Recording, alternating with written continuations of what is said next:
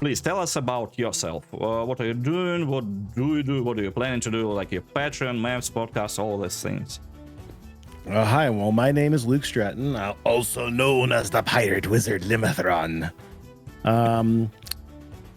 Before COVID, I was in concert lighting design. I still do concerts, but I was out of work and I started drawing Patreon maps. I basically was running a pirate campaign and I needed maps, so I started drawing pirate ships, and I was like, oh, I could probably do a Patreon for this because I was getting a lot of my maps from Patreon creators.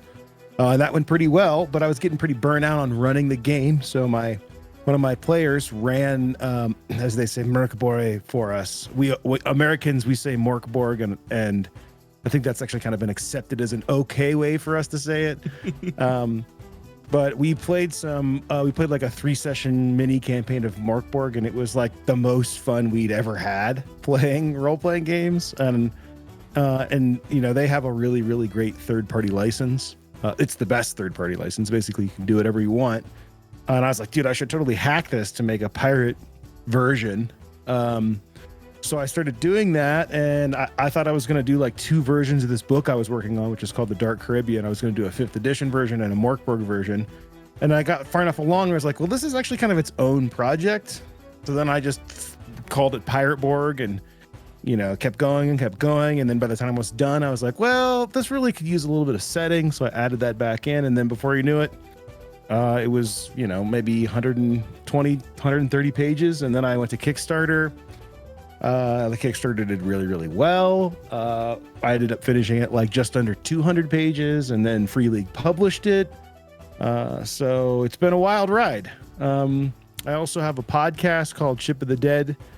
We're kind of not on hiatus, but I've been really, really busy. The book release is coming up, so we're actually pivoting to do more of a YouTube to podcast kind of format.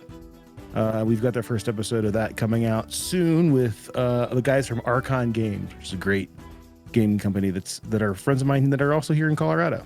So cool.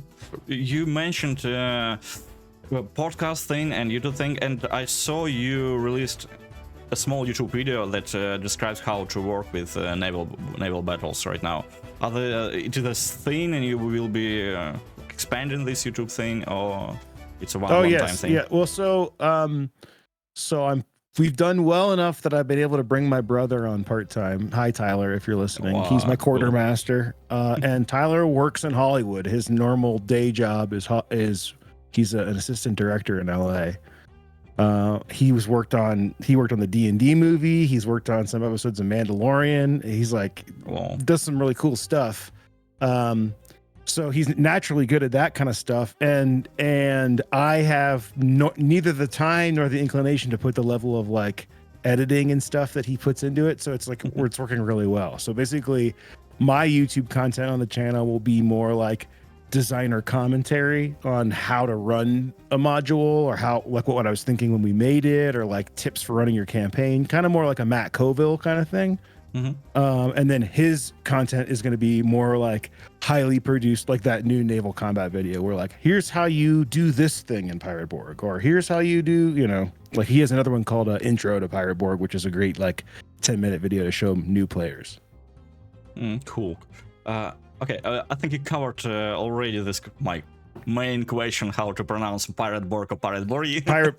Yeah, I mean, it's a hack of Morkborg in my mind. Obviously, there's Morkborg is a Swedish word for dark fort or dark castle, and while you could say that Pirate Borg could maybe be pirate fort or pirate castle, I mean that works. It's really just a hack of Morkborg. I'm, It was my first game, and I wanted people to know what it was. I mean, we really actually, after the Kickstarter, there was a lot of conversation about renaming the game.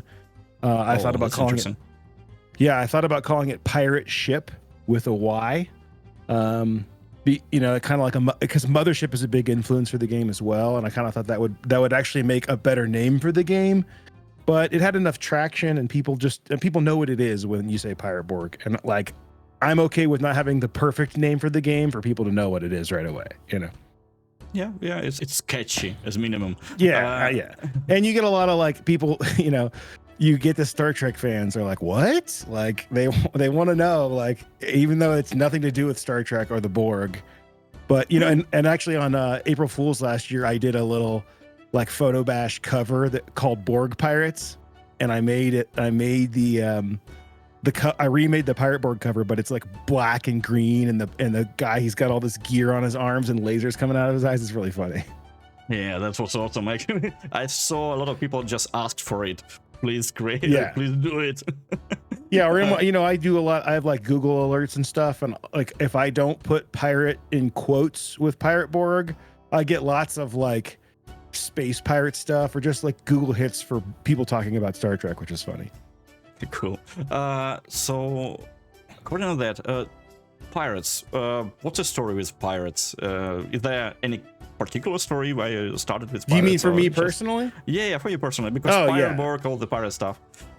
Yeah, I love pirates. I mean, you can actually see there's a little about page on my website. I think if you just go to limithron.com, let me check it real quick. Limithron.com/about. Yeah, we will add all the links and maybe even super cool graphics somewhere on the screen. Sure. I mean, yeah, I don't really know.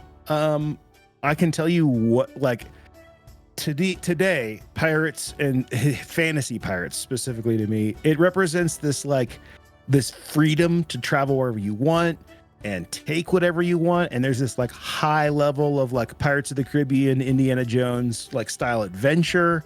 But in like technology is not really in the way, but it's, I don't know. It's just like a very rich setting for my imagination. And I think it probably started when I was a kid. My parents took me to the Pirates of the Caribbean ride. And I don't have a memory prior to that loving pirates, but everything after that you can see on this about page. Like there's pictures of me all through my life, like dressing up as pirates for Halloween. I won a tournament at Gen Con in like 2003 or 4 playing the Pirates of the Spanish Main pocket model game. I played so much Sid Meier's Pirates. I 100%ed Assassin's Creed Black Flag, you know, and almost all of everything I just said was before I started this Patreon. So it's like, it's not just like it, you know, it's a way of life for me, honestly. And I remember when I got married, we wanted to do like a theme wedding. And my wife, I was like, we should do like a pirate theme, you know, we could like get a pirate ship and go sailing, you know. And she had seen photos of me with an ex-girlfriend at a pirate costume thing. She's like, no, we're not doing that. And like now she realizes like that wasn't a thing with that girl. It's like just who I am. She's like, oh, we totally could have done a pirate wedding, you know? So yeah, I mean, I just love it. I turned 40 at Gen Con this year. But I wanted to, you know, for several years now, I've been talking about doing a trip to the Caribbean. And Jimmy Buffett has this song called A Pirate Looks at 40, which I kind of identify with. It's about this guy who's like kind of born in the wrong century, you know. And so I was like, we should do like a Pirate Looks at 40 trip because August is a terrible time to visit the Caribbean because of hurricanes and whatnot, you know. So we booked the trip for earlier this year. And me and like all my buddies, like we threw down and we rented a sailing yacht for like 4 days.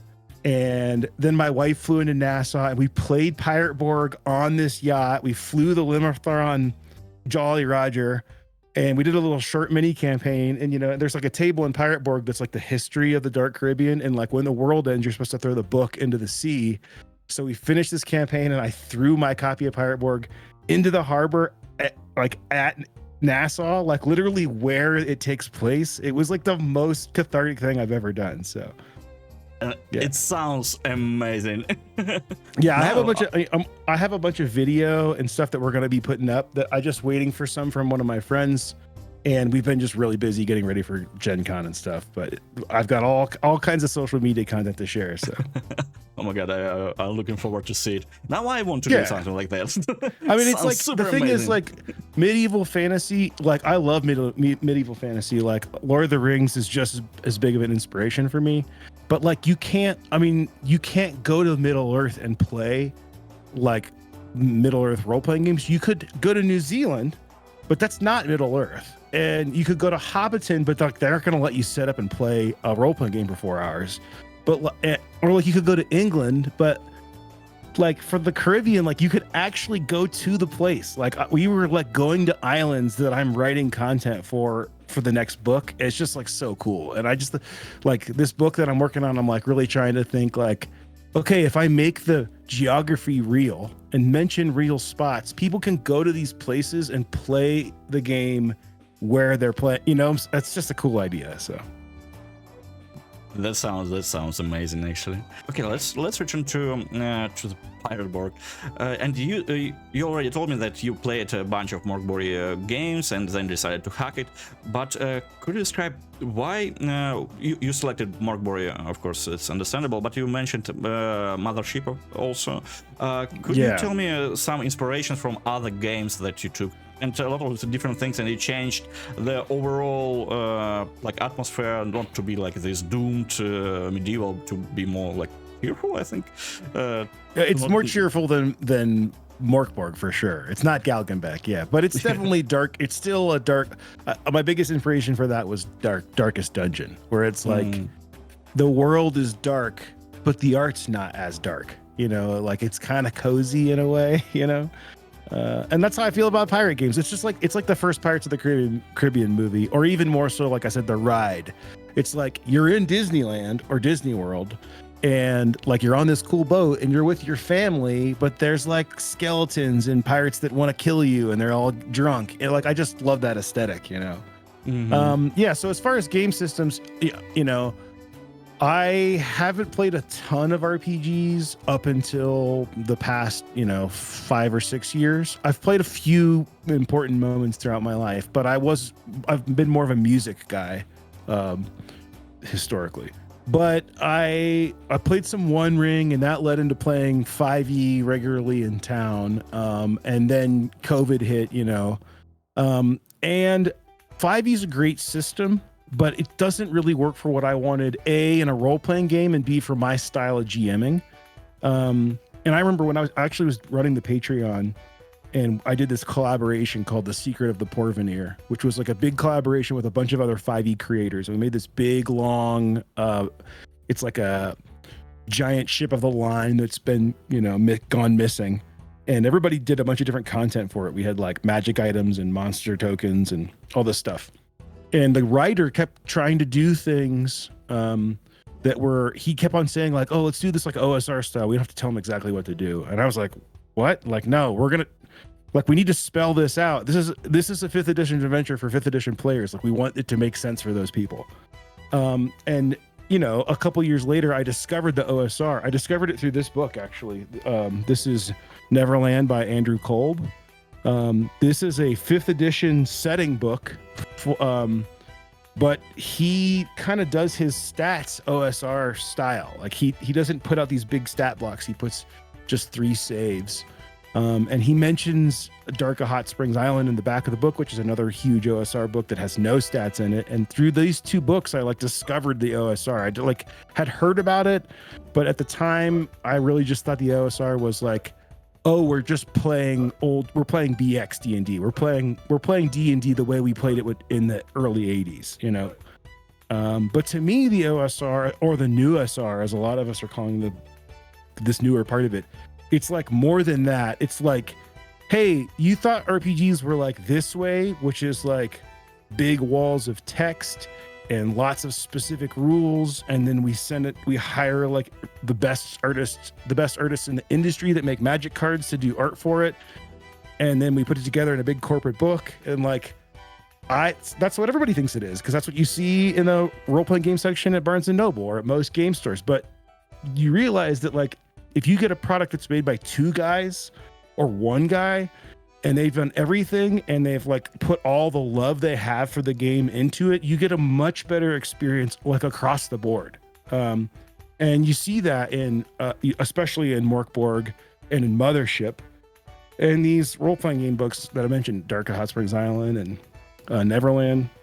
And those were such an inspiration to me. I mean, especially Mothership. Like I have to say that like the game is called Pirate Borg, and mechanically it works like Borg.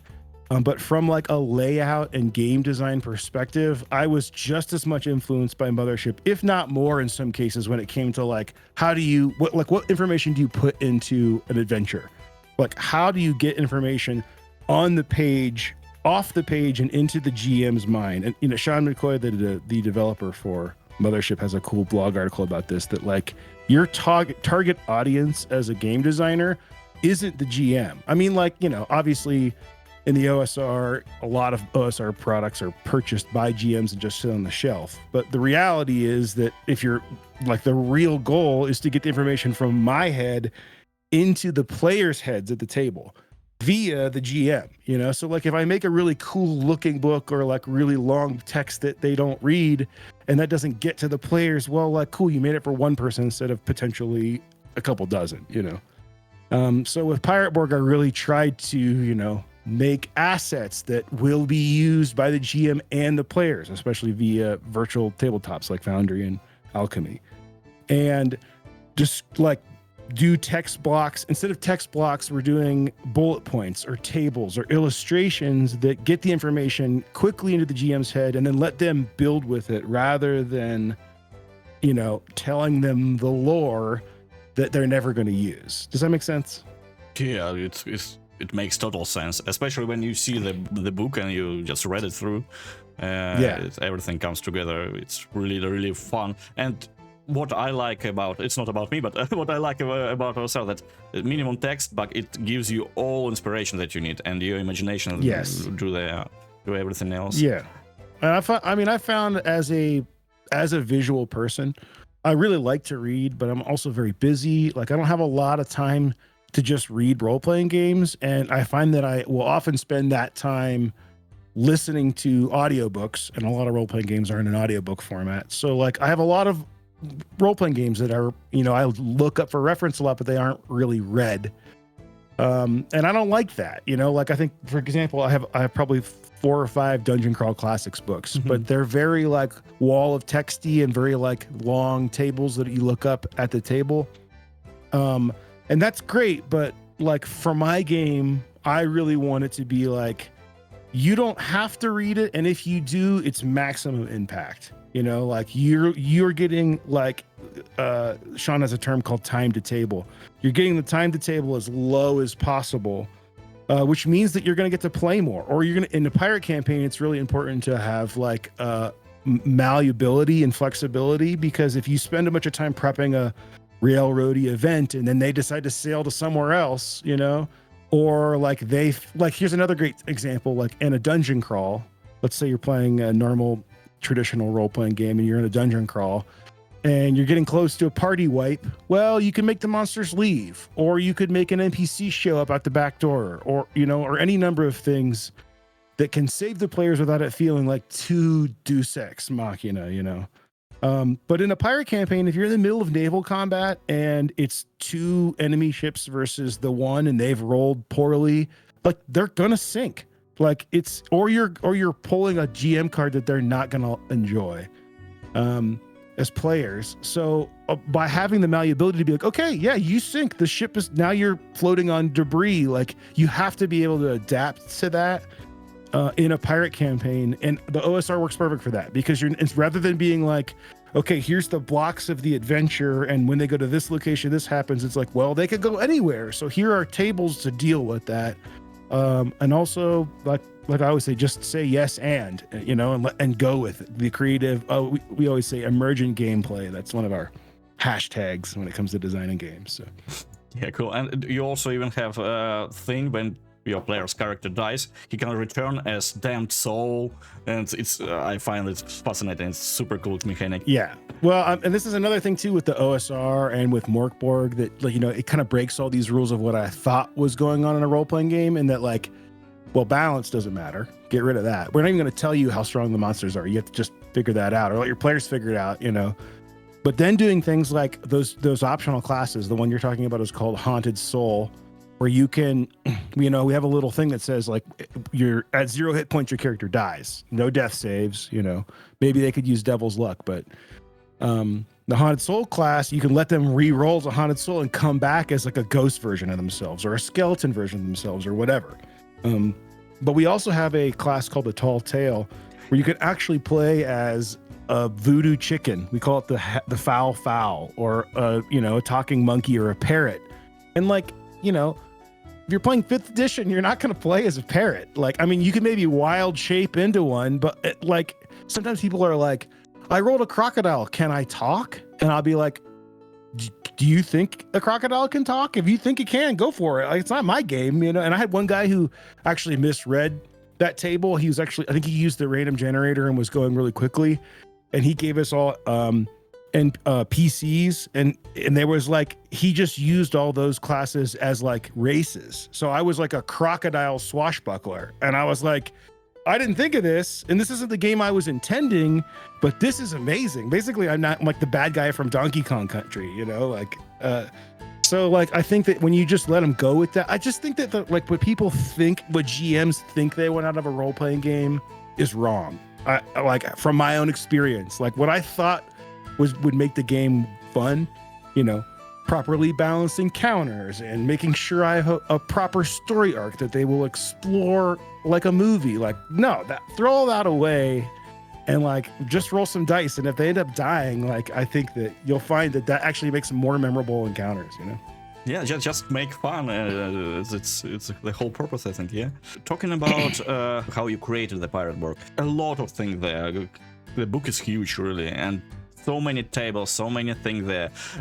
Could you tell me a little bit about your creative process? And I'm also interested. You asked your community a lot. You have an amazing community in your Discord. Like, help me create. You got drunk table and. The other sound interesting thing there. Yeah. Could you please tell me about this whole process? Maybe. Well, I mean, I am a strong believer in community. I think that's really what makes the Borg thing different. Like, the game is obviously as good as it gets as far as like what you could expect to purchase from a gaming store. But the thing that you get when you buy that book that you don't get when you buy other books is the community that comes along. Is that immediately there's this like, huge Discord server of people like every day creating their own content, every day like chatting about things. And I talk about this a lot in my own like life as a role-playing gamer, that the things that you do, like when I go to a tiki bar, or when I'm at a theme park, or when I'm in Target and see dinosaur toys, like this is all part of my like experience in the Dark Caribbean.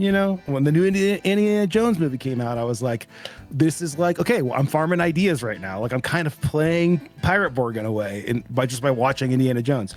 And I think when you go to the Borg server, like, this is a whole community of people who are doing that, but for Borg. Like, they're like, oh, I saw this weird art today, or oh, I listened to this new metal band put out a record. Like, so it's really cool to like hop into a server and immediately be part of like the game as a lifestyle, if that makes sense.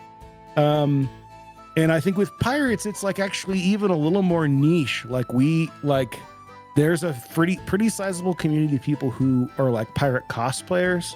But like, in my experience, there aren't like a ton of pirate role-playing game enthusiasts. I think there's a lot of people who like probably you and me who are like, oh yes, that's what I want. But like, just look at the market. Like, there are 8,000 fantasy RPG games out there, and like, how many pirate ones can you name? I can name them all pretty much. The big ones are 7th Sea, and then you've got Savage Worlds.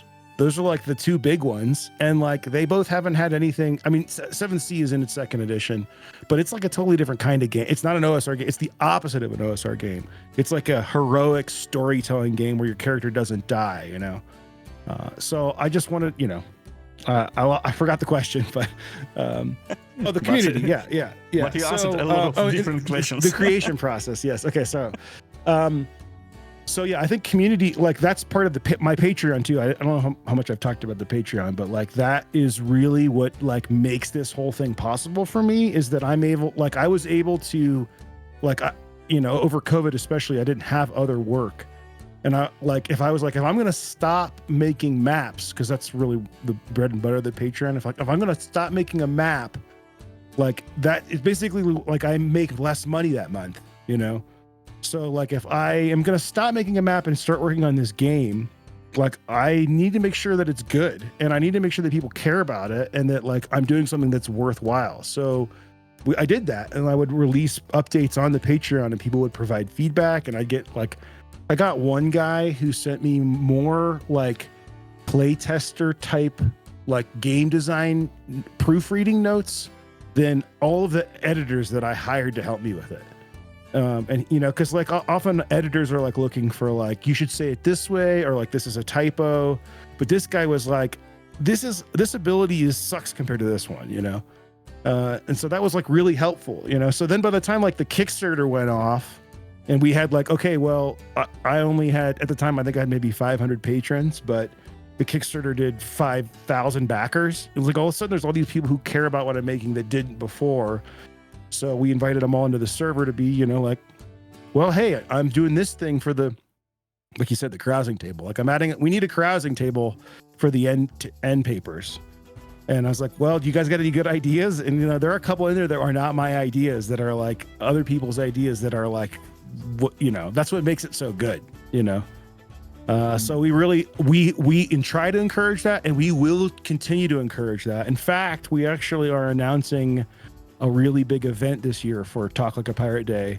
I guess I'll probably just tell you now, because I think we're going to announce it like today or tomorrow. We're launching a new program called the Harbor Master Program, which will be like if you're familiar with Goodman Games' Road Crew program, it's basically like you can, by running games either on streams or in public places where people can join, whether that be an internet game or at your local game store, you can earn like swag from us. And you know, we're thinking of doing like D2 pieces of 8, and like the top tier prize being like a Limithron Jolly Roger flag. But like the whole point of this is it's like, we're not trying to sell more copies. We're trying to like build a community. Because like I don't like, it's cool that it was cool in Kickstarter, but like what will be cooler for me is that if people are still playing it in a couple years, that it wasn't just like a cool, you know, flavor of the week on Kickstarter. It's like a actual like long-term, you know, like Dungeon Crawl Classics. People like look forward to their new stuff every year, and they are keep getting new memories and that kind of vibe. So that's what we're going for. So yeah. Okay, so then back to your original question about making the book. So it's like gamification of the gaming process. Something yes, like that. Yes. Yeah. So when it came making the book, I would say I work in a very unique way.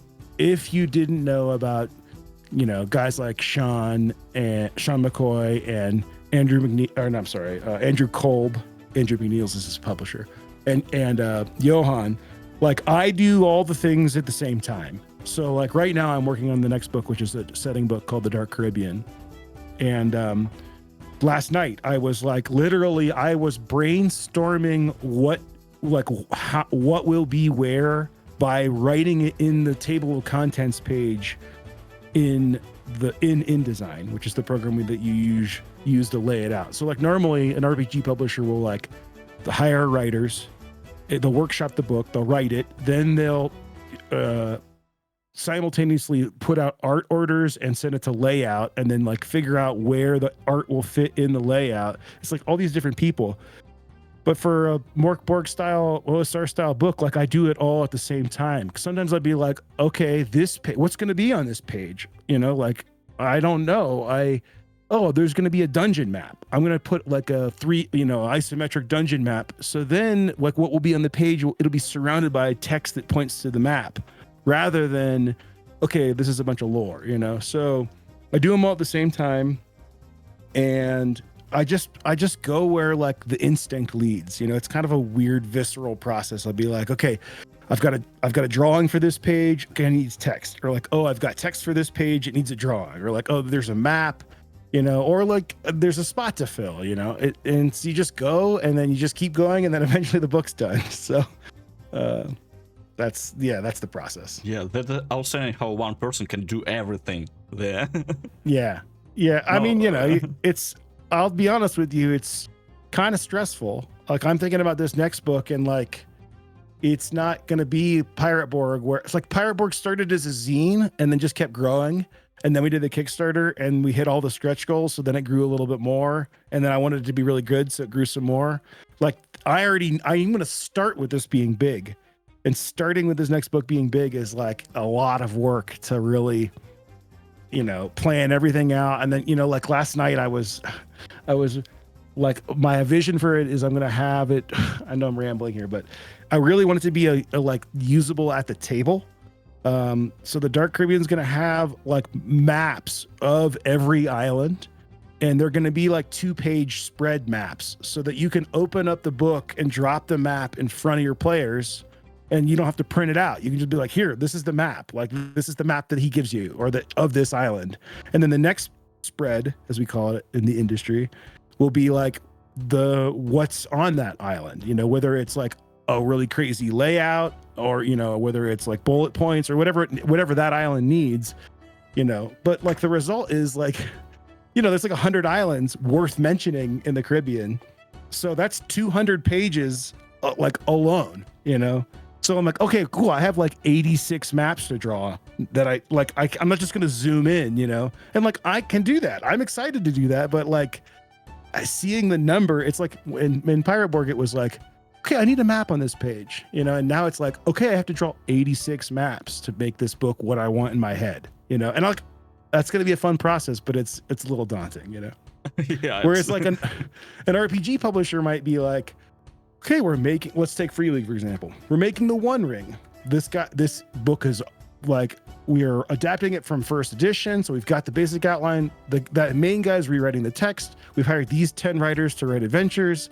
This guy's going to do the interior art. This guy's going to do the maps. This guy's going to lay it out. This guy's going to edit it. And then these people are going to do all the production to get it. And, and like, I do all those things for Limithron, or at least I did for Pirate Borg. So it's like, God, I mean, I really need to like calm down and hire some help, but why not? If you like it, why not? I do. I love it, man. It's there's something very, very, I don't know, very pleasing about holding something that you've made. And, I can relate to that. It's literally like I've conjured it from the earth, like, yeah. And I mean, I guess, if I had hired other people, you're conjuring it from the earth, but you're trading time that you've used to make money to give it to other people. And, it's like, well, I'll just spend the time doing the thing, so it just takes more time, I guess, Mm-hmm. Okay, let's stick with Dark Caribbean a little bit. You told me a lot about it, but could you tell, if you can, of course, if it's not a secret, what will be the purpose of this book? Will it be like a new setting? Sure. Will it be an adventure? Okay. Yeah, well, it's not a secret because nothing I do is secret. I don't work well that way, and I have a Patreon that I like to involve people with. So this book will get released in chunks on the Patreon. Basically, it's teased at in Pirate Borg. Mm-hmm. It's the setting for Pirate Borg. It's basically 1715 Earth, just not ours. That's what I usually say. So the book itself will be a campaign setting that's designed to run Pirate Borg games with, but it's also going to have kind of OSE, OSR style stats. That's old school essentials for those that aren't familiar, and then OSR is the old school Renaissance or old school revival. And then we're probably going to do like we did with Pirate Borg. We'll probably do an add-on booklet for stats for 5th edition. So if you want to run 5th edition, you'll be able to do that.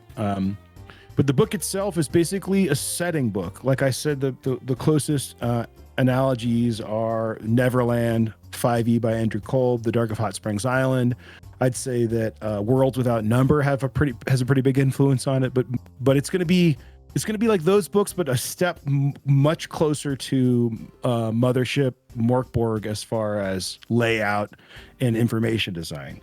So it's not going to be like, oh, you open this page and then there's like, 3 columns of text on 2 pages that tell you all the things that have happened to this island. It's going to be tables and visual aids and all that kind of stuff. So you can, okay, my players they want to go to Nassau. Okay, well, cool. So here's New Providence Island, and here's cool things on the island. And then you turn the page and like, here's a map of Nassau. Literally, it's the map of where do you want to go in town? And like, oh, you want to go to the potion shop? Here's the information. Here's the potions that this guy might have, all in table format as much as possible. Obviously, there's going to be some text, but we're going to try to do it as like I said, emergent gameplay as possible. Then, in addition to the islands, I mean, obviously, I just said that's going to be 200 pages. This is book, and I think probably going to be a 300-page book. I'm guessing it's going to have NPCs with like what they, not long text form, but short text form with like what are they doing now, what do they want, and art for all of them, of course, because that's how I work. Then there's going to be, famous ships and crew. So that you can kind of like, oh, here's a famous ghost ship that haunts this part of the water, or here's a heavily armed Spanish galleon that is looking for whatever, Then there'll be expanded lore and history, because we have this history table in the Dark Caribbean. Oh, actually, this is one cool thing I want to talk about, actually. So in Pirate Borg, there's a table called the General History of the Dark Caribbean. And this is, it can be a random table. It doesn't quite work well. It works okay that way, but it works really well as like 6 chapters or 6 story threads in 6 chapters. So we're going to take this concept into the Dark Caribbean in that every major location, and probably a lot of the minor locations, and every major NPC will have a small 6 chapter table with them. That kind of shows how they might change over time. Now, you don't have to be like, I'm in chapter 3 and everything in the book, I look at chapter 3. But like for example, let's take Blackbeard, for example. He, actually, I think I might even have one. Let me see if I can, because I have some, I'm doing the sketching now to figure out how I'm going to, work this. Okay, so I'll give you an example for Nassau Town. So in Pirate Borg, there's a 6x6 grid of the history, and like one of the threads is about Nassau, and one is about the Yucatan, and one is about Ash. But for Nassau, like I have this little table that kind of shows how this location might change over time. Now, these tables, like they don't have to be, like I said, all synced up. It might just be like, oh, as your players encounter this, they can start in chapter 1, and if they come back, it might be chapter 2 for this thing, or it could be like, hey, we've run into this NPC pretty late in the campaign, like I'm going to start his history at chapter 4. But they're very simple. So here's Nassau Town. Chapter 1, this small English settlement is destroyed by a Spanish raid. Chapter 2, the Pirate Republic establishes headquarters. Blackbeard is elected magistrate. Chapter 3, large crews assemble to scavenge the sunken Spanish treasure fleet near Florida, which is an event from real history. Chapter 4, Blackbeard is killed during a skirmish with the Royal Navy. A 3-day wake is held in his honor, which is real history. I don't know about the wake, but Chapter 5, Blackbeard returns from the grave. Some rejoice, others flee in terror. And Chapter 6, an undead horde swarms from the sea and Nassau Town is lost to the scourge. So, as you can see, like, I mean, you can kind of extrapolate that some of this is in Pirate Borg, but like, I'm going to aim to do this little table as many places as it makes sense. So it might be like, there's a Kraken sea monster, and it might be like, oh, he attacks this ship. He loses a tentacle to this ship, So I just love the idea that like the world is changing without the players. And of course, this table, like the big preface with it is, this is what happens if the players don't do anything. If your players, join forces with Blackbeard, he may not die in that skirmish. Or if they kill him in chapter 1, then none of those things happen, So it's like, I really, really hope people make it their own and they tell me about how their Dark Caribbean unfolded. I love hearing that, like at cons and stuff, people be like, oh, they ran into this guy. And like, my brother has this really cool con story about where they were running Curse of Skeleton Point, which is the adventure in Pirate Borg. And, he had never really run Pirate Borg before, but so he's running it. And like, this is spoilers here, but if you're following it as written, it ends up that the governor's daughter is living with this conquistador skeleton in this big giant castle.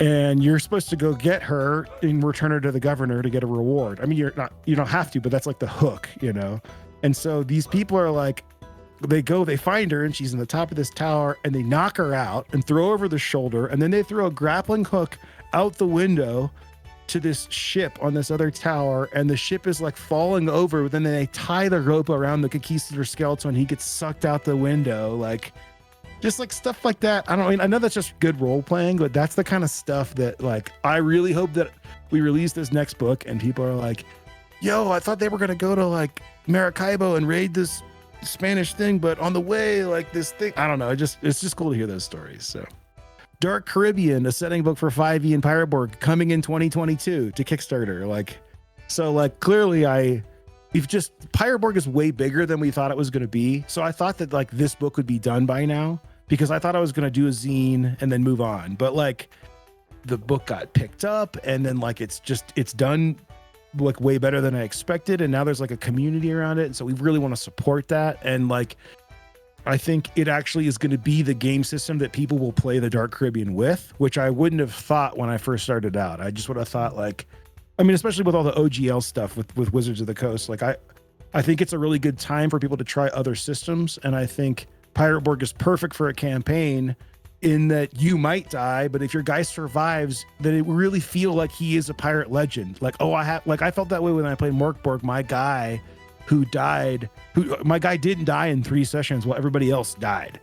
And it was like, he was like a Galgenbeck legend because he had survived. And I feel like that's perfect for this pirate campaign setting. So, okay. So my answer to you is I would love to think that it's going to go to Kickstarter this year. There's zero chance of that.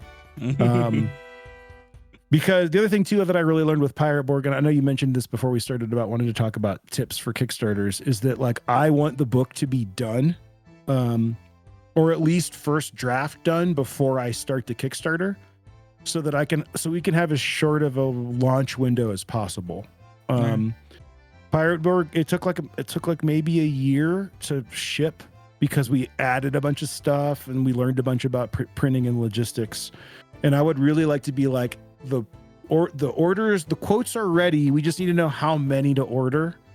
And then that means we'll have all the visual assets for the Kickstarter campaign. So, but like that requires a lot of work up front. So my guess is that if I stop working on everything else and really focus on the book, that will launch, maybe the middle of next year. But like I wanted to say, like the plan, and it's going to be hard to make myself work this way, but the plan will be to work in finished chunks so that my Patreon people can like get started right away. And the other thing that I need to mention in conjunction with this is like while the book may not go to Kickstarter until next year, we're starting an online West Marches campaign this year so that people can, I think it's going to be West Marches, but I would think of it more like one of those MMORPGs like World of Warcraft or Destiny, where they're like our world events that affect everybody's game. But like if you kill the governor's daughter on Black Coral Bay, that doesn't mean she's dead everywhere, that kind of thing. But we're going to be sharing this like online world through a website called Legend Keeper. And that's going to kind of be like my playtest platform. So the idea will be like, hey, look, this month I'm releasing like all the spreads and information and maps for Havana, on the Patreon. And then hopefully that will, give me some feedback and get it so that people like, they don't just like sit there waiting for a year for me to make the next book. That's the idea. Yeah, can't wait for this Kickstarter. Sounds super promising. Yeah, I mean, the thing is like Pirate Borg did really well, but like this is the book I always wanted to make. Like I didn't really want to make a new game. I was like, I'll just play 5e. Like, why would I make a new game? Like, So what I wanted was like Andrew Kolb's Neverland, but for the Dark Caribbean. Like I wanted to like, okay, here's like Blackbeard's a necromancer and Ponce de Leon is still alive because he drank from the fountain of the youth, but he's like an old like lichy tree person now, and like all these historic figures from reality, but like twisted into this like role-playing game, I eat that stuff up, man. I'm so excited to like dig into. Now I'm excited too. And especially like the history is like Captain Morgan, dude. He's a real guy. Admiral Morgan, like that guy really exists, and his life is like it's a movie. Like Captain Blood is based. I read Captain Blood last year, and that book, famous pirate book. It's just everything they do in that they just stole from Captain Morgan's life. Like literally, they did the best scenes in that book. I'm like, oh, Captain Morgan actually did that. Admiral Morgan actually did that. So there's going to be stuff like that where you just take all the cool things in history that you can find, and things too like the conquistadors. Well, hey, it's my version of the Caribbean. They're still around. And the Inquisition, it's still around. So like the Spanish are like, they're not just these exploring like gold mongers. They're also like these religious zealots, and they'll persecute the Cthulhu wretched cult in these dungeons to like get information out of them, but they're also looking for like Indiana Jones style relics. I mean, like, who doesn't want to play in that role play game? Like, I'm excited just talking about it. So yeah, that sounds amazing. And basically, yeah, let's continue this theme. First of all, thank you about Dark Caribbean and all the information. Now it's clear what to expect. You don't have to thank me. I'll talk about Dark Caribbean all day. Now I can't wait for it. Good. With all these historical things like Spanish Inquisitions, English, Portuguese, and etc., is it a problem to not to offend anyone, for example? Yes. Yeah. Of course. Okay. So. Like, we've taken a lot of steps on this specific topic, as I'm sure anybody who follows this knows. One of the things about the Dark Caribbean, and it's my book, my version of history. So there's no slavery. Slavery was eradicated for whatever reason millennia before this book took place, or however long before. It's just not. I didn't want to make a game about slavery, so it's not in this book. And I mean Pirate Borg or the Dark Caribbean. In addition, you've also got colonialism and like the displacement of natives. So I didn't want that in my game either. So basically, for reasons that will be revealed or that you can kind of be guessed at, when the colonials arrive in the Caribbean, it's paradise, but there's nobody there. There's these like giant, we call the faction or culture Mizoan. There's these giant Mizoan temples that are abandoned and are full of treasure, but there's nobody around, you know, because I don't want to make a game about colonialism and displacement of natives. So that's not part of this game. On top of that, there are some other elements that, like, you know, you don't want to walk into like cultural appropriation lanes. Some of that we steered clear of. Like there was one of the classes was called a Bokor, which is like a voodoo Bokor. And like, I think that my intentions with it were pretty grounded in respect and history, but like, I don't want to be misconstrued and I don't want to offend anybody. And I also thought that the class worked better as just plain sorcerer. So if you want to play a Haitian voodoo inspired sorcerer, you're welcome to. But the game spins it just as sorcerer. So if you want to be Lovecraftian sorcerer, you can. So that's kind of our approach. I will say we hired a sensitivity reader for the reprinting of Pirate Borg that's already happened, and I will hire her again. Hi, Bridget. For Dark Caribbean. But that also being said, like, I'm probably going to push some boundaries on some topics and some of which I'm okay with. One of those being like the kind of Spanish Inquisition, like proselytizing Christianity thing. Like, I'm okay if those people get mad at me. Like, I'll just take that right here. Like, you guys have had enough of history to kind of do your thing. So like, the Inquisition could be bad guys. Now, I'm not saying they're bad guys. You could join them, but like that vibe, there are some lines I'm willing to cross. Now, hopefully this podcast doesn't get me in trouble for saying that, but like I'm my own person. I go by my own moral compass. So that's what I'm trying to do on the planet is stick to that as much as I can. So. Yeah. All that being said, just to put a bow on it, it's very important to us that Pirate Borg and Limithron as a company and the Dark Caribbean as a setting are a very inclusive setting for people. I think that we've shown that already with our choices as a company, but we want to continue to keep that kind of vibe. So yeah, that's all I have to say on the topic. Yeah. Awesome, thanks. Let's return to Pirate Borg, actually. Yeah, one question is super curious for me. Can you tell me which part of Pirate Borg was the most fun to do for you? Oh, wow. If there is any. I understand that everything was super fun to do. Well, I think it's important for you to understand that it almost feels like I didn't make the book now that it's out. Like, it doesn't, like, there are tables in there that I'll be like, I don't even remember making that, you know? I'm trying to think some highlights. I mean, I think as far as final results, like the carousing table has gotten like, honestly, like I can't believe that there was a point when that wasn't in the game, because that's like such a big part of the game. And I think there's like carousing table is not a new thing to role-playing games. Like those have probably in the earliest editions of D&D, there was like, okay, you're going to spend your treasure in town. Let's see what happens. But on the Pirate Borg carousing table, you can get married, you can get a ship, you can become rich just by rolling well on the table, or you can die like on the table. Like, and I feel like it feels unique to me. Maybe it's not. I mean, kind of reminds me of Traveler in a little way, and then you could die in character creation in Traveler. But like for a pirate game, a rules light, grim dark pirate game where you can literally die, in the table, I just think that's great. And this is another one too. Like we had, I don't know how much I should be talking about our flubs, but like in the first draft of that, I had, it was like I forget. Like you sleep with was one of the results, but then there was like animals on there, and like, so you could end up sleeping with the animals, and it's like, well, hold on, like so we changed it to you spend the night with. And these are like the kind of things that I think when you're just playing at your own table, you don't think about like how these things could be construed, but that was like, I'm proud of us for making it. We were like, okay, you spend the night with, because that could be like, if you spend the night with a monkey, you could have gotten hammered, You're not necessarily implying some other form of relationship, so I digress.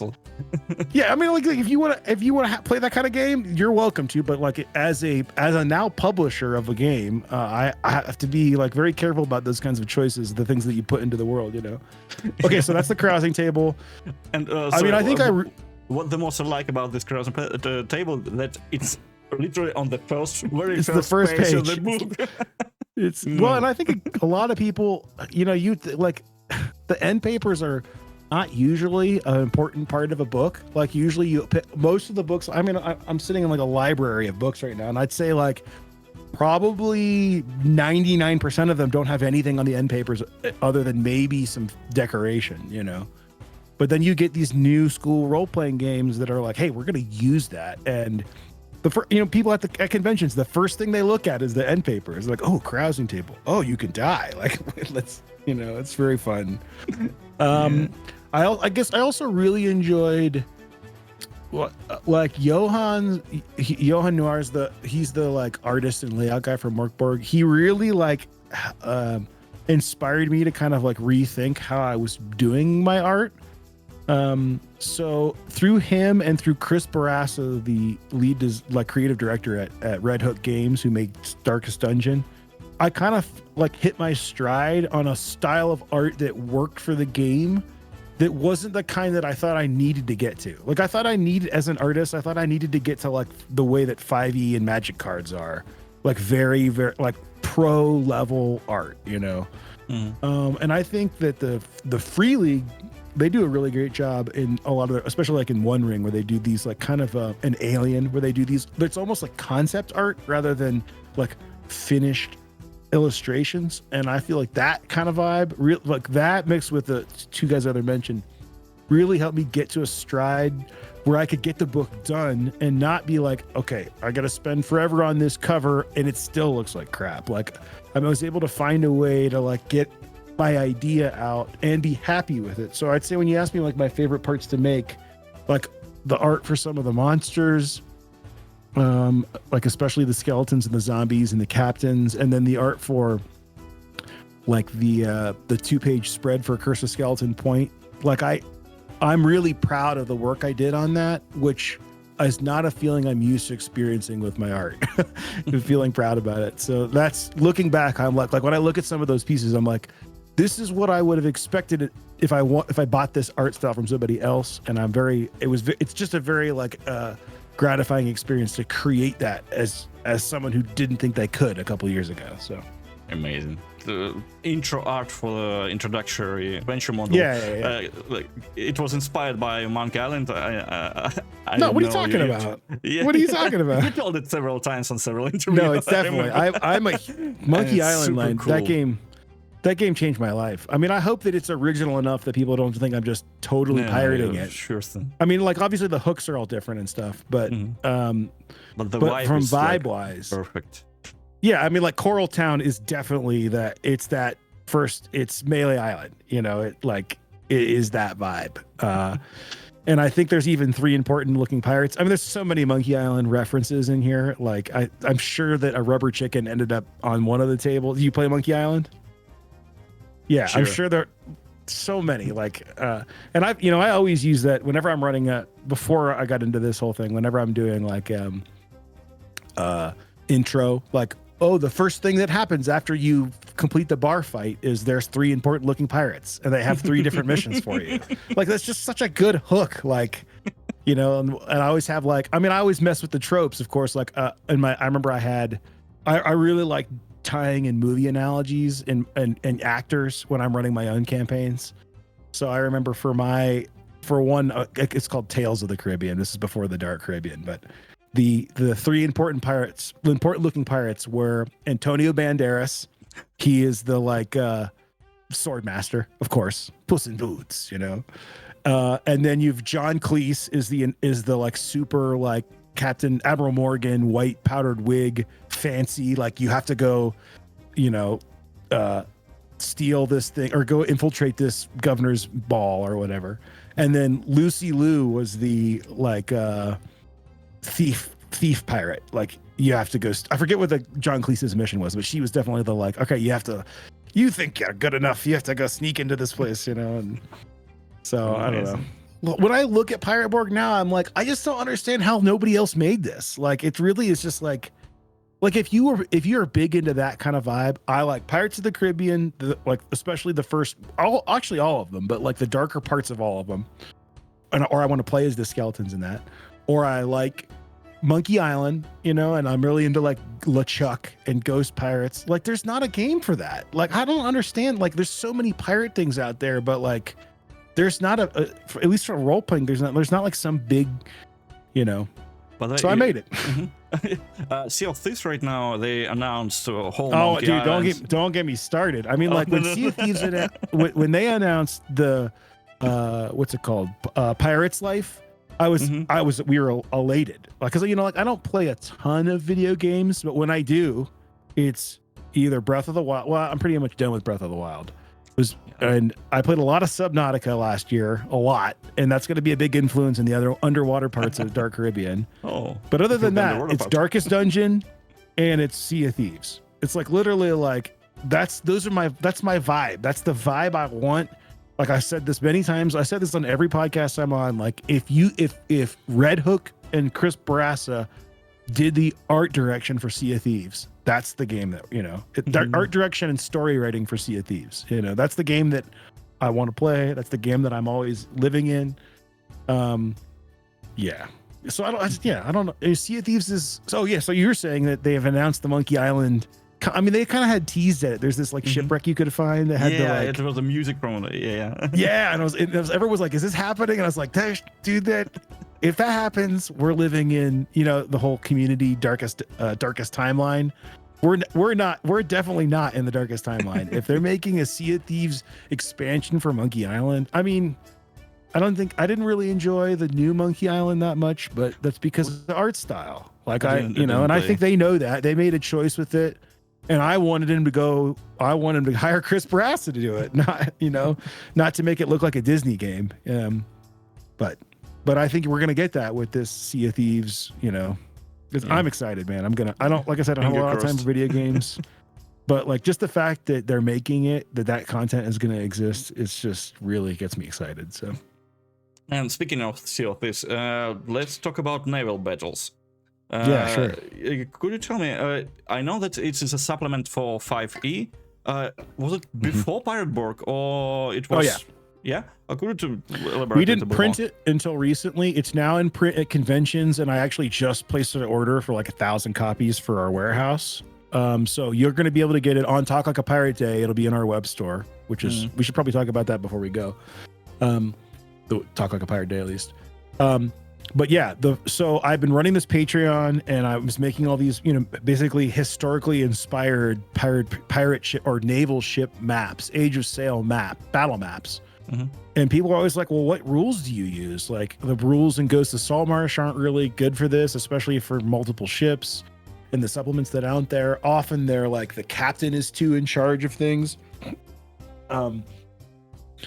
So I just decided to, like, this is probably my first real like game design credit, was that I decided to crack this nut. You know, I've played enough naval combat games in my life, and I understand what makes those things fun enough, both from a like I want to be in charge of a pirate ship or a pirate fleet, and I'm playing a role-playing game perspective. So Limithron's Guide to Naval Combat is a 5th edition supplement where basically every ship is based off a monster from the monster manual in like stats, and like charisma, for example, is how good the crew are at things. And part of this is so that I could just use the character sheet and roll 20 and use a character sheet for a monster, but make it a ship, you know? But that makes it really great that you can like, oh, I'm going to borrow fire breathing, and the guys have flame cannons. You know, if you want to go more high fantasy with it, you can. But every ship has a number of action points that represents like how tough it is, really. A small sloop might only have 2, but a ship of mine might have like 4 or 5.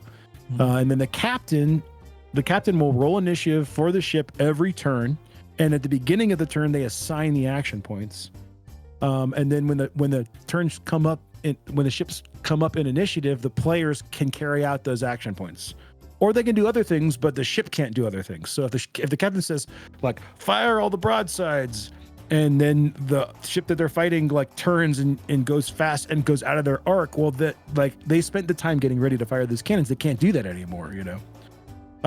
But because of the action point system, there's the captain's in charge, but they don't have a lot to do. And then the players all get something to do every turn, but they're not locked to, like, oh, well, I'm the sailmaster, so every turn I just roll to see how fast we go. Like, it's like Sea of Thieves, where you can run around the ship, especially on a small ship, and pick what you want to do. Or on a bigger ship, you're commanding the crew. Or on a fleet, everybody has their own ship, you know? So I think it has been decent. It hasn't got any like official praise, but like from the community, it seems to be like the de facto, oh, you want naval combat in your 5e game? Check out Limithron's Guide. At least I'm always in the conversation, so that's been nice. Yeah, that's cool. So then when we wrote, so then we came to Pirate Borg, it was like, well, we have good bones for this, so let's just do what Mork Borg and Pirate Borg does to the 5e ecosystem. Let's do the same thing with naval combat. So in naval combat, there's no action points. Like, it's kind of more of like, you're the heroes, like you're all, and everybody, basically every player can always do something, even if that gives your ship more actions than it would normally have. But like if there are 5 players on a sloop, then all 5 of them can do something. Now the ship can only fire its cannons, you know, once or twice, depending on the size of the ship. But it's designed to be very Sea of Thieves, in that you every turn, like, go over there and raise the sail, or you go over there, you bail water, you know, that kind of thing. So yeah, it's definitely the crunchiest part of Pirate Borg. But I think people who are into war games will agree that it's like crunchy enough to get what you need out of it, but not so crunchy that it'll take up the entire session, you know, because I have Oak and Iron. I love Oak and Iron from Firelock games, big inspiration. But like if you do a small fleet versus a small fleet, you're looking at like a 3-hour game, just because of deployment and checking wind and the turning and like just the number of hit points everybody has. So we really tried to make this game, and then we play tested it with my patrons to like see what we needed to tweak. I will say, anybody who's listening and playing Pirate Borg, I think that the hit points are good, but not great. I think that I think all the ships have too many hit points for what you expect out of a Pirate Borg game at the table. Now, if your players have spent forever trying to upgrade and get to this nice big frigate, you kind of want it to be a bit hefty. But I will say that especially with armor, it can be a bit of a slog just on how many hit points the bigger ships have. So if you're a GM running this, consider that like that's how many hit points it could have, but anything that's been at sea might have as little as half, or they've been damaged at all. I would really encourage GMs to consider hit points as not just the like what this creature has when combat starts, but like the health of this thing currently, you know. So awesome. Okay, and maybe the last question regarding like inside of Pirate Borg. Last adventure model, and you said already, and it said in the book that it's not like your ordinary adventure for first-time players in the Pirate Borg. It's the whole like setting, and you can go whatever you want to from there. And could you tell me about a little bit more goals for this introductory module? And maybe do you have in mind to creating more of something like that? Maybe additional zines with additional adventures. Yeah. Are you saying you like it? Are you saying you want to see more like that? Yeah, sure. It's awesome.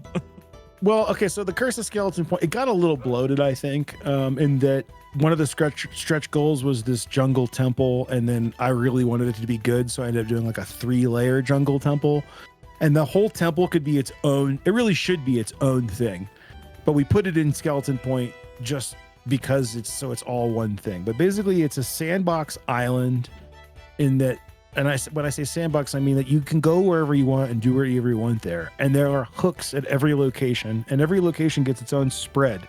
So like there's a beach that has a cave in it that's got, you know, a bunch of hooks there, and there's a swamp with a kind of witch in a cabin, and then there's this castle that I mentioned, and there's a jungle, and there's the temple and lighthouse. So there's all these like locations, and the idea was that you could pull any of the locations and put them anywhere in your campaign. Like, oh, your players never went to the lighthouse on Black Coral Bay, move it to, you know, Havana, move it to Cuba, you know. But then, you know, I don't like games that tell me what to do, like modules that tell me what to do, because when they don't do what it said, the module's broken. And I've played a lot of modules like that, and I've run modules like that, and I don't like that kind of game design. So this is much more like, here are the cast members. Jacob Hurst from Swordfish Islands would say it's like a black powder keg. Here's the powder keg. You give them the match, you know. And I think that's what I tried to do with this adventure, in that you can do whatever you want. You don't have to solve the curse. You may not even figure out what it is. And I think it's kind of set up in a way where like they might think they know what the curse is, but it's something totally different. Or like, who cares? Maybe they just leave the island altogether, but it's designed in a way that you can pull chunks out and you can run it however you want.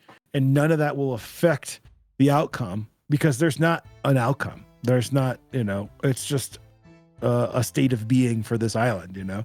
Mm-hmm. So yeah, it was a lot of fun to make. It's very tropey, with a few twists, which I'll try not to spoil, but you know, you've got the governor, and he looks like the governor from Pirates of the Caribbean. And you've got the daughter who looks like Olivia from Beetlejuice, you know? And you've got the conquistador skeleton. You've got the like Captain Davies is like literally like named him after Captain Davies from On Stranger Tides, which is my favorite book.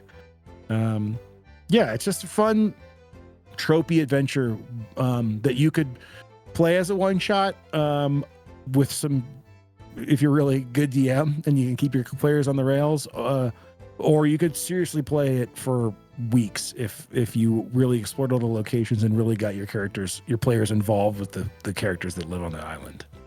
So should we expect something more in okay, well, I mean, we did. I mean, I don't think that you should, other than the things that we've already made, which are Buried in Bahamas, which is a new zine we just released. It's coming out, Talk Like a Pirate Day, but you can get it on my Patreon or at conventions. It's basically like, it's the one we should have put in the book. It's the introductory adventure to Pirate Borg. It's like got GM tips. It's not as long. You know, you start with a big crazy combat against undead skeletons, and then you get shipwrecked, and then from there it's sandboxy, but it's not so, you know, and it's got like a short dungeon at the end. So that's the thing that should be in the book that's not, you know.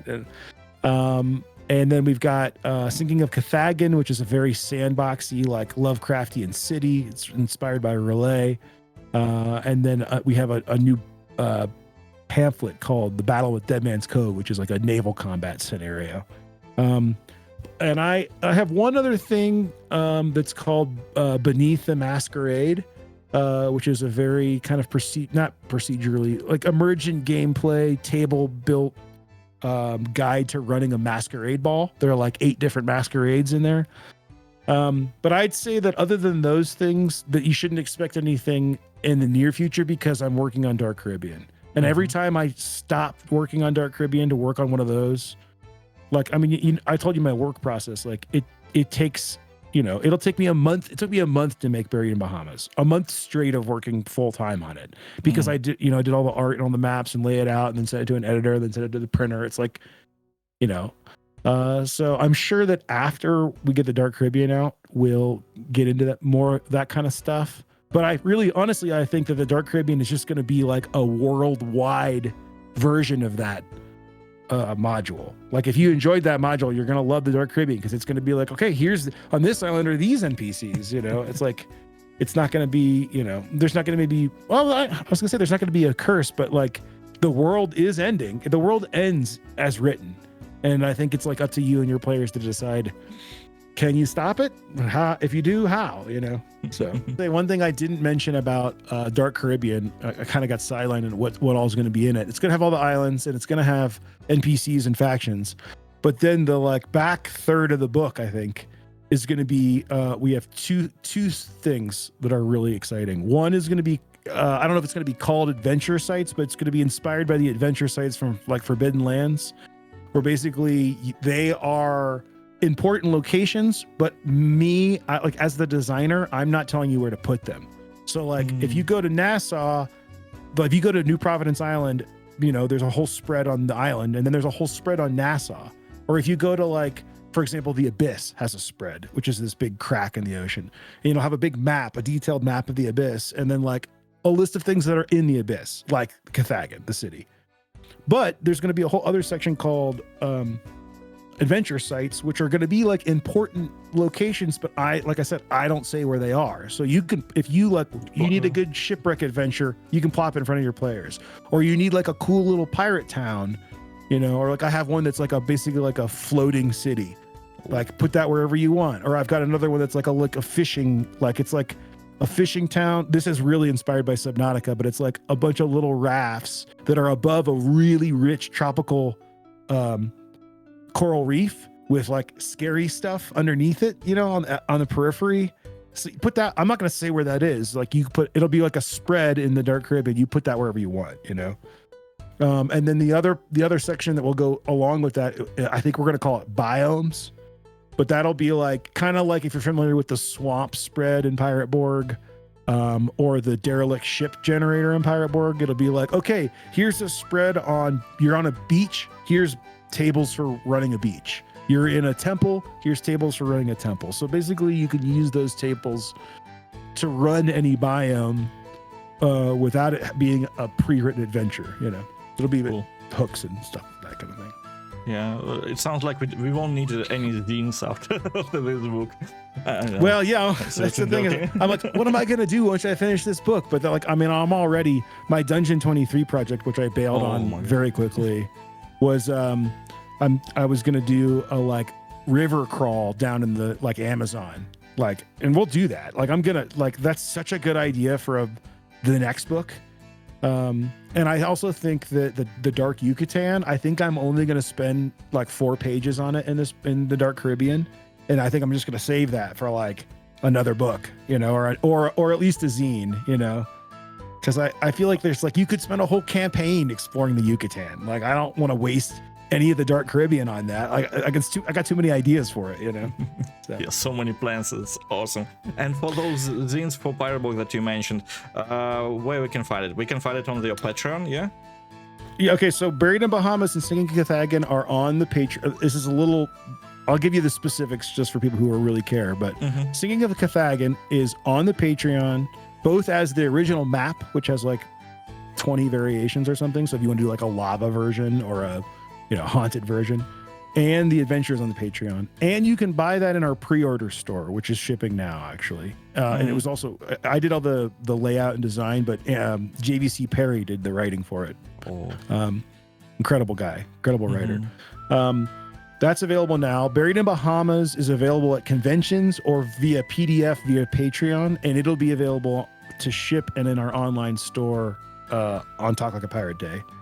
And then Battle of Dead Man's Cove is not available on the Patreon yet because I'm doing a battle map to go along with it. I kind of thought it wasn't long enough to make a whole release. It's just a pamphlet, which is probably enough, but I don't think it's enough. So I'm doing a battle map for one of the spots in it, and that'll be coming on Patreon before the end of the month. And then it'll also be available at Gen Con and on our online store. I don't know. I'm not oblivious to the fact that most people in the world that are into gaming aren't going to be at Gen Con, but for those of us who are, it's like the biggest event of the year. Yeah, and it's also it's the official, like, not just on our end, it's like the official Free League preview of Pirate Borg. It's the first time you'll actually be able to buy the second printing in person. And of course, we have a booth there as well, and it's our first booth at Gen Con despite being there many years. As attendees, and we're running, I think we're running like 30 Pirate Borg events, all of which are sold out. So it's going to be, and my 40th birthday, I'm having a big pirate birthday bash. I'm on 4 panels. It's going to be cool. I'm going to be insane. It's insane, man. It's going to be a busy week. And it's in the middle of a tour for me. I'm actually out on tour, and I leave the tour to come do Gen Con and go back to the tour. So it's going to be real wild. Yeah, it sounds amazing. Yeah. Okay, we'll see all the videos after that. I'm very, very thankful and excited. I just want to make sure, I'm going to be, if you see me and I look fried, just think of this conversation. Okay, so yeah, let's talk a little bit about Kickstarter, because it was a huge success. It was everywhere, and everybody knew about it, I think. Yeah, for a lot of us, as I told you before our interview, it was like entry point to all the Borg thing. And maybe could you tell us a little bit, maybe some advices for those who just want to start their Kickstarter? Maybe some problems that you faced. Yeah, we could do a whole other podcast on Kickstarters. I'll give you my quick notes. The quick one, yeah. The quick notes. I mean, like, I think I did a pretty good job. I mean, clearly I did a good job, but I think I did a good job dealing with what was going to come. Because I've watched a lot of people not do that. I think the number one thing, and anybody who makes content on Kickstarter will tell you this. Anybody at Kickstarter, anybody at BackerKit, they'll all tell you this. You have to have a following before you go to Kickstarter. You can't just go to Kickstarter and expect your product to be successful. Now, if you've never made anything, what that might mean for you is just like setting up an emailing list and like telling people about your game or running ads. We ran a bunch of ads prior to the campaign. I mean, I ran a bunch of ads. I ran Facebook ads, which is, I think, how you found out about it, you know? And I think that rubs a lot of creatives the wrong way. They don't want to run ads for their own stuff until you look at it like you're not running an ad to like steal money from them. Like, you're running an ad so that they can know about the thing that you made that they won't have an opportunity to know about unless you run an ad. Like, so, and in my opinion, I'd way rather see role-playing game ads on my Facebook feed than underwear or like car insurance, you know, like, it's like, so if you can look at it like you're doing them a favor, do it. But I obviously had a Patreon following. It wasn't nearly as big as I needed to do a good Kickstarter, but it was enough to get me going. I also think that Pirate Borg was like it's not, I don't want to say lucky, but definitely like there isn't a game that does that. There isn't an OSR pirate game that's got full production. I mean, there have been a few. There was Weird on the Waves, but like it didn't get the kind of, you know, attention that we gave it the kind of attention a real company gives a release. And I think if you're going to make something for Kickstarter, if you're going to spend the time making it, that you deserve to spend the time or hire someone to spend the time to give it the attention it needs. And that means, you know, reaching out to people for podcasts and having a Discord and capturing emails. I can't tell you how important capturing emails is. In hindsight, I would have finished my book before going to Kickstarter. I know a lot of people don't do that. They didn't do that with Mothership, but we're still waiting on Mothership. Like if they had gotten I don't know, there's like a balance. Like also if there's hype for the game, like with Pirate Borg, it did way better. So I made more things, you know. If it had flopped or like just barely met my goal, I would have printed the book as it was and then kind of moved on with my life. So there, you know, but if it's a project that you believe in, like, I think it makes more business sense to finish the product and then go crazy with marketing. Then you've got all the assets, and then you can, you know, add extra items to your online store or your BackerKit store or whatever. All those little things help the campaign do better in the long run. and help your company better do it in the long run. Another thing for us is that, like, I think that I have a couple thoughts. First off, intending to make a line of products, I think shows in what I'm doing. I have, 800 battle maps that are all pirate themed. So it's like, if I make a pirate game, people know I'm not just going to make the pirate game and leave. They can expect content. So I think if you're making a product, it helps to demonstrate that you mean more than just one thing. Although there are plenty of Borg products that have done really well that you may not expect those creators to do more. But a lot of Borg products can be like that. Like, for example, Borg is incredible zine. It's a hack of Borg where you're basically a 40K orc in space, and you live on this big smashed ship. And it's like, those guys don't ever have to make anything else for that game, and it's fine because, like, I own that game. I really want to run it, but I don't need to play it like a bunch. Sure, go for it, run for a whole. But like, they didn't provide enough content to run it for years. They provided enough to run it for like a couple sessions. That's just a tangent on that one product. So Borg, you could probably get away with having just be a single product. But I think as far as, like I said, running a Kickstarter, yeah. Building your audience before you go there, make sure your page looks really good. I did a bunch of backer kit seminars. They had these seminars where you can go and submit your page and they'll tell you what you think. They didn't ever pick mine, but I got to watch them pick other ones, and they would say things like, "Oh, you haven't backed any other projects, and that doesn't look that great. And this is your first project, and hey, you're trying to sell a bunch of this, but nobody's like, these guys know what sells." So those seminars are really helpful. Running ads is really helpful. In our case, we should have hired a sensitivity reader beforehand. I think I'm a well-meaning person. I think I consider myself an ally in many different categories, but there are things I just didn't even have an eye for because I'm not a bigot, and things like that can get through, and you don't want to be in a situation where you're putting something into the world that could potentially be hurting people. So if you're making anything that could at all be considered, in our case, in a setting that is rich with controversy, it's worth hiring a sensitivity reader. I think there are some people who probably hate me for saying this. I actually, when we had our big reprint problem, I actually had people, I was like, look, if you want a refund, let me know. And everybody who asked for a refund was mad that I was doing anything about it. In which case I'm like, please leave. You know what I'm saying? So that's a lesson that I didn't think I needed to learn, but did. Great. Hiring an editor, same thing, is like, well, you don't always think about things the way that the publishing, putting something into the world, changes it. You get what I'm saying? Yeah. Thanks for all these insights. That's my rant on Kickstarter. Yeah. Oh, well, one other thing I would say is, I may not be mentioning a bunch of things that I thought were obvious, but they may not be obvious to others. But those things are like, making sure you have good graphics for everything, having a really good trailer, having someone to do fulfillment for you. Like if I had done, I think the Kickstarter did 4,000 backers to start, and what would I do if I printed 4,000 copies of a book and mailed them from my house? Like, that would be insanity. So like I found I found several fulfillment partners, one overseas and one here, and got quotes for them first, and like, that's a process that had to be done before you go to Kickstarter, because you don't want to say the shipping's going to be $2 a book and it's $20 a book. All those little things you got to think about. And there's plenty of resources on the internet for that, but don't just pretend like you're going to make a great product and it's going to get projects we love and go viral, and all of a sudden you're going to be a famous role-playing game designer. That's not how it works, like, at all. Unfortunately.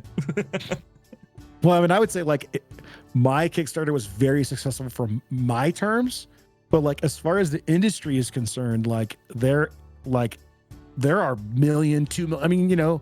Kelsey just did Shadow Dark and made $1.5 million or something. Like, there's what is success for you? Like, may not be successful for somebody else, or maybe life-changing. Like mine was life-changing because now we're a role-playing game company. But also it could have flopped, and then I would have been like going, like, that's the other thing is like, I have a Patreon that it makes like I can make content for it regularly and receive income for that. And if this book spent if I spent what I could have been doing making 10 maps, like, so my threshold for it is higher than someone who isn't making anything. So you have to remember that too. Like, it's not just that's the end of my rant.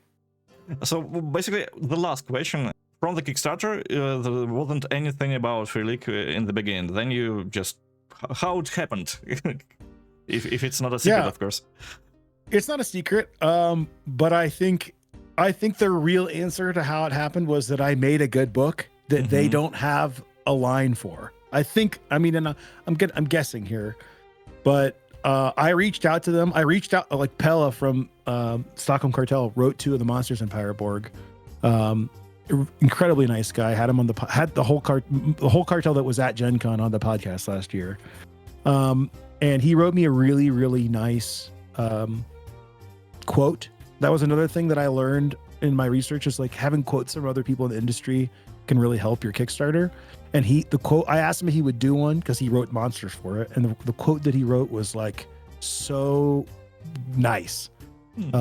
It was basically like, when I got finished making Borg, I wanted to make a pirate adventure, and like, this is everything I could have ever wanted from that pirate adventure, So I think having kind of their, I don't want to say blessing, but at least like a stamp from them helped, so that when I emailed, I just emailed their like public email. It wasn't like I didn't have I actually asked Pella, like, hey, can you introduce me? And he's like, you should just email them. Because I think it's like, they don't want, imagine like a bunch of people ask me like, hey, can you hook me up with Free League? Like, well, it's like they'll pay attention to things they should pay attention to. And like my Kickstarter was like, at the time, I like to, this is for my own personal benchmarks, like depending on how you look at the conversion rate, and if you ignore Cyborg, it was the highest funded Borg project. Now, that's not true anymore. Vaskrim's second one beat it, and it doesn't really ever count. But as a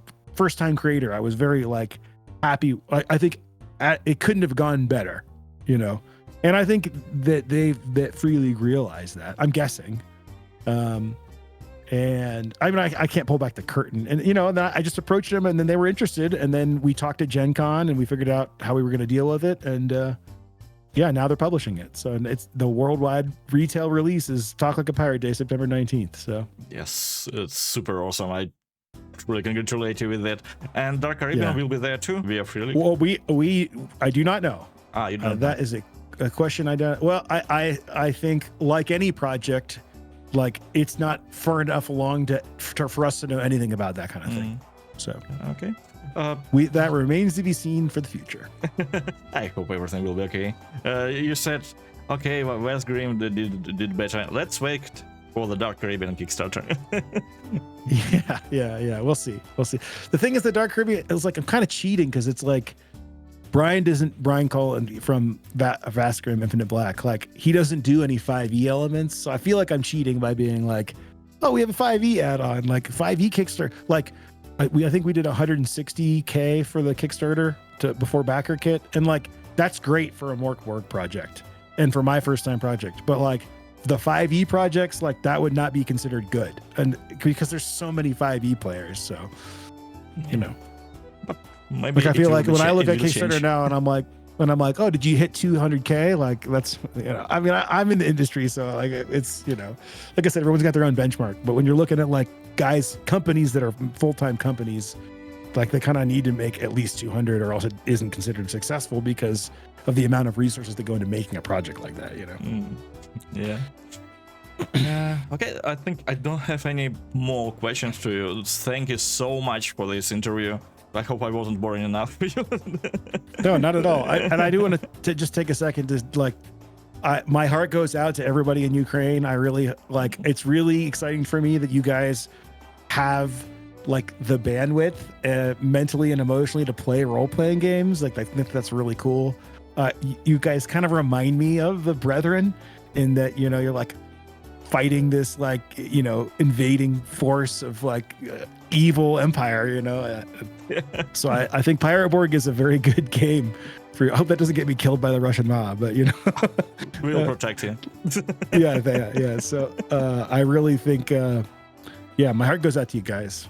Thank you so much. And we hope to see you here when the thing will be over. We are planning already. Maybe we should do, not maybe we should, we will do definitely some kind of con here, like Ukrainian con or something like that. And it will be an amount of pleasure to see you here. So it's come when it will be a chance. I've never been to Ukraine. I've been on several parts in Europe, but never Ukraine. But I think you will love it.